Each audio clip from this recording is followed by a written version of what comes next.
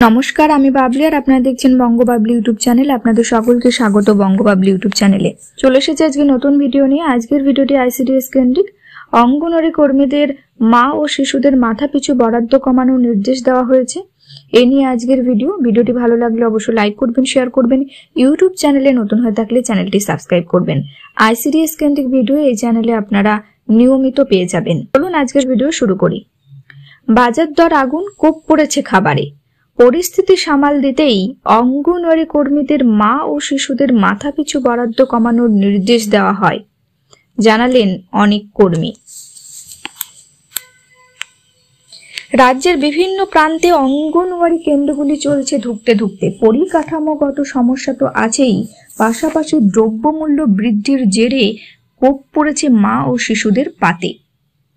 বাসন্তীর বেশ কিছু অঙ্গনওয়াড়ি কর্মী জানালেন, গত 2 মাসে ডিমের দাম অনেকটা বেড়েছে, ফলে কাজ চালাতে সমস্যায় পড়তে হয়েছে। সরকার নির্ধারিত ডিমের দামের তুলনায় অনেক বেশি দামে বাজার থেকে ডিম কিনতে হচ্ছে। আর্থিক ঘাটতি দেখা যাচ্ছে। পরিস্থিতি সামাল দিতে ব্লক প্রশাসনের তরফে বাসন্তী ব্লকের অঙ্গনওয়াড়ি কর্মীদের মা ও শিশুদের মাথাপিছু বরাদ্দ কমানোর নির্দেশ দেওয়া হয় বলে জানালেন অনেক কর্মী।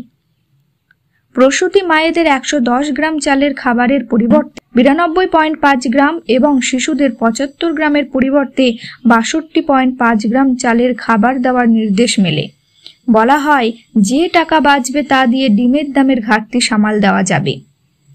দিন কয়েক আগে বাসন্তীর 204 নম্বর কেন্দ্রের অঙ্গনওয়াড়ি কর্মী লিপিকা নস্কর সেই নির্দেশিকা ঠিকমতো বুঝতে না পেরে পুরনো বরাদ্দ অনুযায়ী খাবার বিতরণ করায় তার কেন্দ্রে খাদ্য সংকট দেখা দেয়।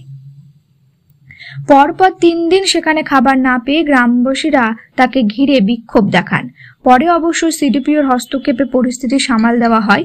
অঙ্গনওয়াড়ি কর্মীদের অভিযোগ, মাঝে মধ্যে নানা ধরনের সমস্যায় পড়তে হয় তাদের। অভিযোগ, সরকারের বরাদ্দ টাকায় সবকিছু নিয়ম মেনে চালানো যথেষ্ট সমস্যার।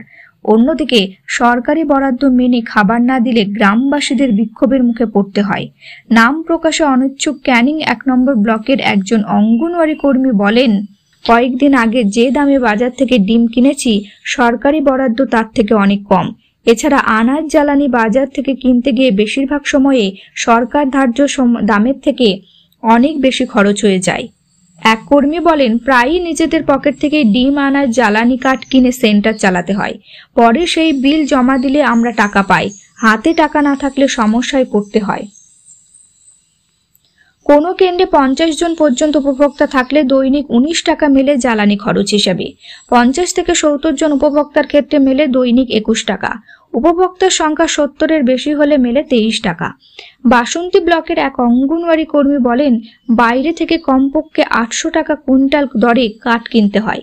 যে টাকা জ্বালানির জন্য বরাদ্দ, তার থেকে অনেক বেশি খরচ হয় রান্না করতে।